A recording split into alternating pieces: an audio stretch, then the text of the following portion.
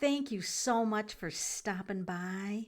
If you enjoy these videos, click that like and subscribe, and the little bell will notify you of future videos. This is one of the most exciting videos yet. An 8-year-old girl, cute as cute gets, pulls out a pre-Viking sword from the lake in Sweden. Now, Saga Vanecek, 8, figures, or the museum, when she pulled this out, she thought maybe it was a big stick, but it turned out to be a sword dated from the 5th or 6th century. That's before the time of the Vikings.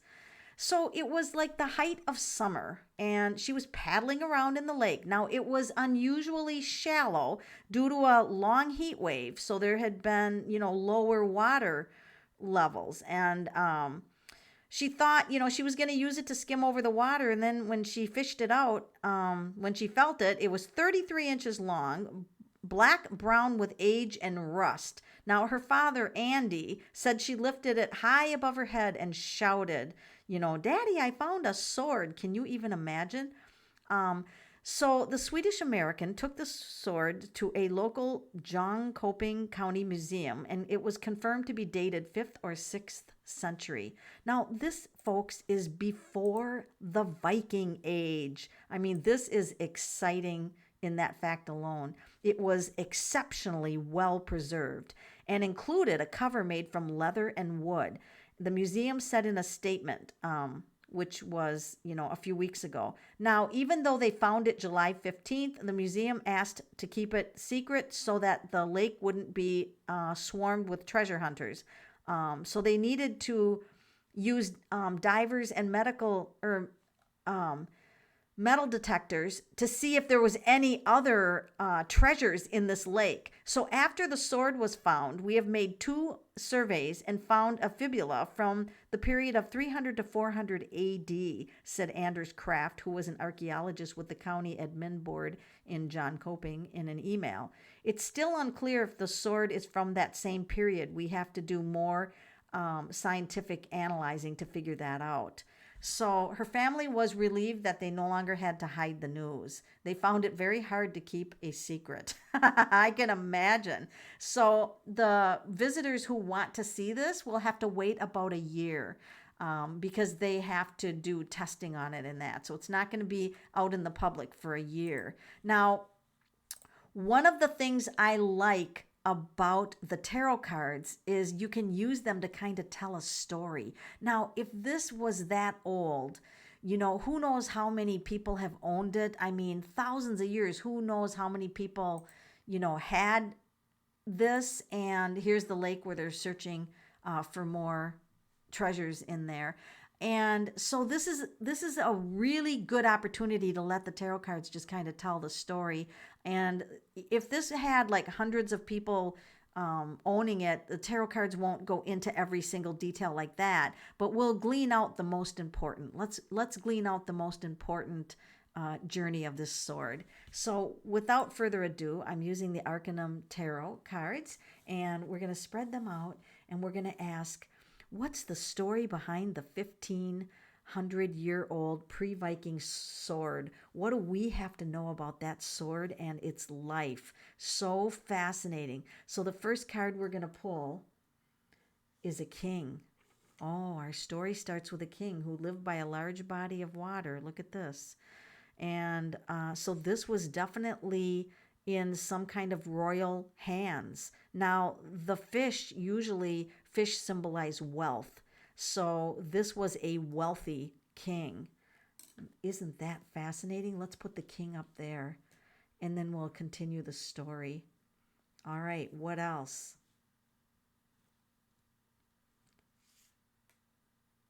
Oh my gosh, so we have a family. So the king had a family. So it is very possible that the sword could have also been passed down to those in the family. I don't know if that was typical in that time period or what, but we've got 2 little children there born. Oh yeah, passing off.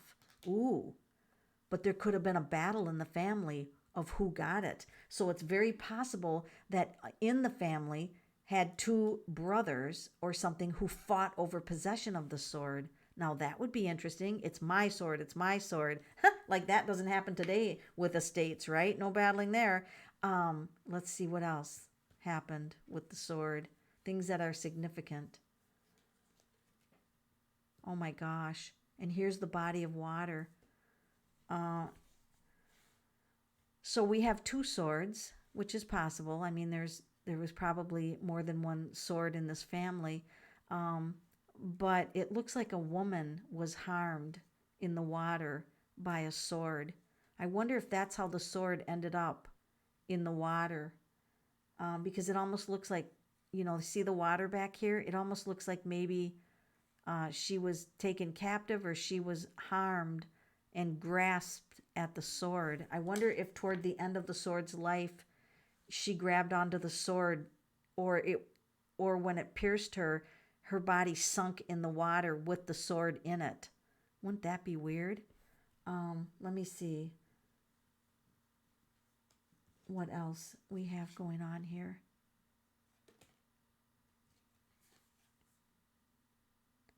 This looks like somebody who was crafted materials for wars, right? So this is the Seven of Wands, and I feel like here's his door to his business, and he made very specific weapons. I feel like he was the weapon maker.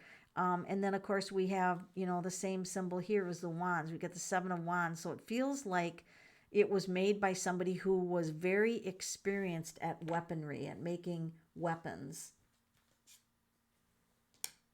Wow, we're getting a lot of wands cards here. So this is the Four of Wands, and this, once again, is very interesting because I think there might be water. Sure enough, looks like water in the background. We're getting a really important water element. So it looks like the family lived near a large body of water.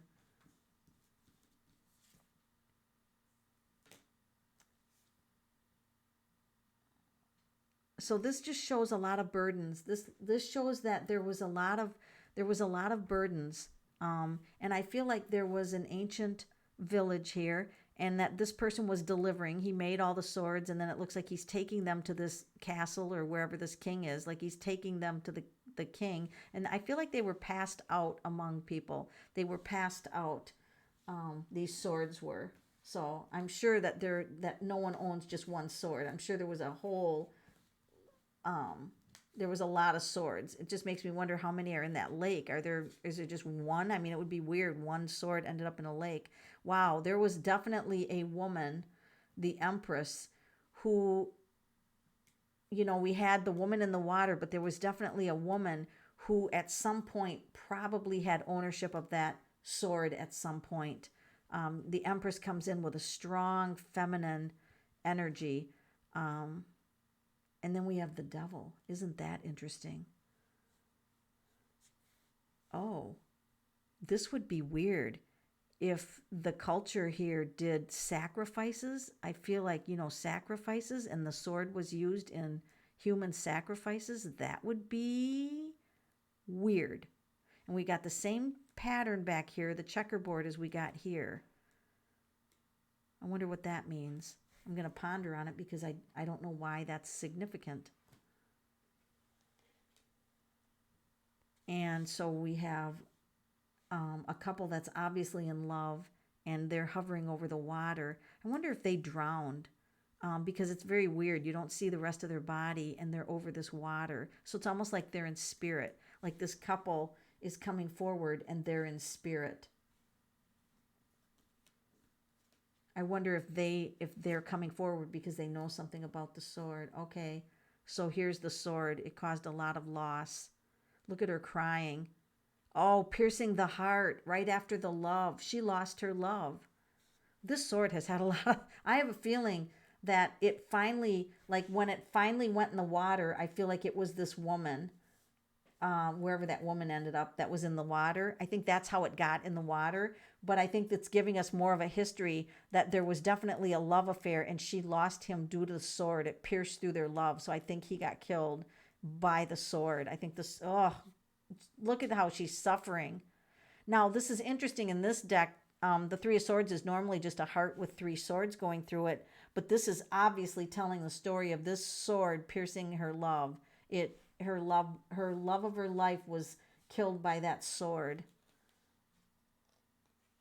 And so she was alone.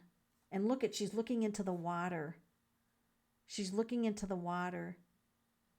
Now it would be really strange, and I don't know if this is true or not, but it would be really strange is if she was grieving by the water, knowing that he was killed in the water, and that then they came and killed her with the sword, and she sunk with the sword. Wouldn't that be interesting? So now I want to ask about the little girl who found it.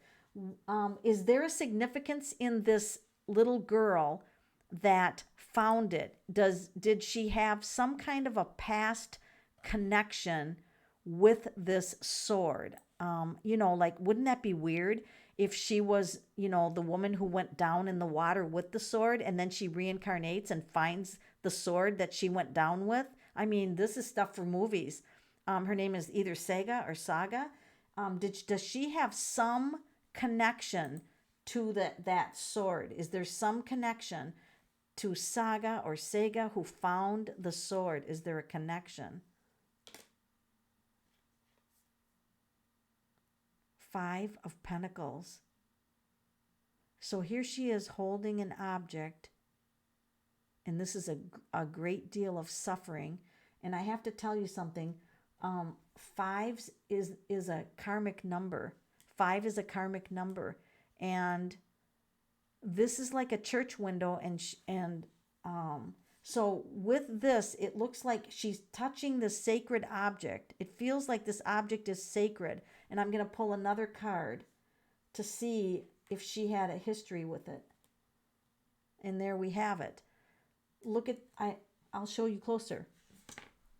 Excuse me. Look at the astrology symbols. They're going in a circle. And he's looking up at the astrology. She came back with a different astrology. This is definitely the reincarnation circle. She's coming back with, see the astrology? And we have 0. 0 is about cycles, right? It's about cycles. And this is about traveling in cycles. And the Fool can be in the spirit world, coming from spirit to the physical, coming from spirit in the physical. And the sword would have a painful memory. She'd be looking at it like, whoa. And so what's going to happen to this little girl? Is she going to change it all from handling? When people touch sacred objects like that, sometimes they hold energy, like psychometry. Sometimes they hold energy. Did this little girl get any kind of an energy shift, or whatever you want to call it, download from the sword? Did anything exchange? Was anything exchanged in the energy of the sword with this little girl? Oh my God, she was like a queen. And there she is touching the cup. And there's energy coming out of the cup. I'll put it down. There's energy coming out of this cup. And she's in the water. And the little girl was in the water, and this queen is in the water. It's like reliving that event. How weird is this?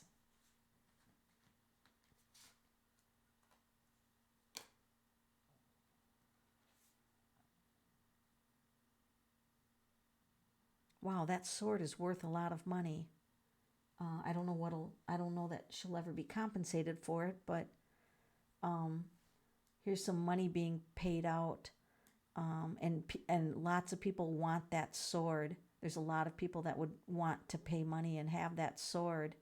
But as far as energy goes, 6 of Pentacles, this is releasing energy, so maybe she needed to find it to release whatever past energy or unfinished business she had regarding the sword, or the past life, I mean. And this is the Tower, destroying of an empire, so maybe her life before, her whole village was destroyed. Maybe the whole village was destroyed. That is very interesting. So what do we have to know? I got to flip that over because I touched it. Oh my God, you can't make this shit up on a good day. The Death. Oh my God, the ending of a karmic cycle for her. The death of whatever this. God, is it such a thing that this good sword could have a curse or something on it? It's like the ending of something. Like this cloaked being is just piercing the heart. Remember the three of swords where it was piercing a heart, or it's piercing a flower, and it's stabbing into the ground with all the skulls. All the skulls that this sword might have killed. Oh my God. Could have been like the death sword. Look at all the skulls, and he's just piercing it down. And the death means the end. The end. I feel like it's this one right here. Oh! And then we have the Queen of Swords. She's touching the sword. It's renewed. It's renewed. It's no longer the death sword. It's renewed. She touched it, and it's full of light. The sword is full of light. She's the Queen of Swords coming back. I believe that she reincarnated, knew exactly the timing of when to find the sword. She's 8 years old. 8's a power number. She's got her power back, and now she found the sword and gave it light. Wow. Wow. What an incredible journey that sword has taken her on. How fascinating. Do you believe that we can come back and finish unfinished business from the past? Do you how ironic do you think it is that this little girl found the sword?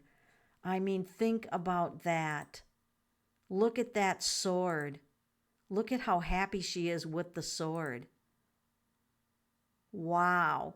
And we end it with a woman and the sword. She touches it. I mean, this little girl will never forget this experience. She had her hands on that sword, held it up and said, I found a sword. Wow.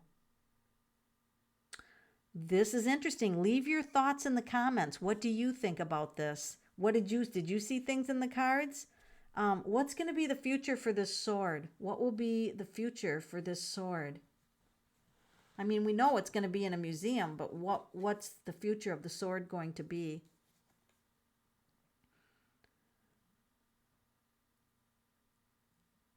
Light and dark. And then he's holding the chariot. This is victory. This is a card that makes me feel like victory. Like the sword is now come full circle. Like it's come full circle. This is so interesting. I just feel, this is like the battle of good and evil. It's almost like the planet is in a battle of good over evil, and the sword came back and she needed to touch it to bring the light to the world. And look at all the light around him and the angelic realm. And chariots are used in battle. So maybe the last battle that the sword has to fight on this planet is the battle of good and evil. And maybe the sword came for good, to find our truth, to find the good, and to fight the battle of good over evil. Wouldn't that be something?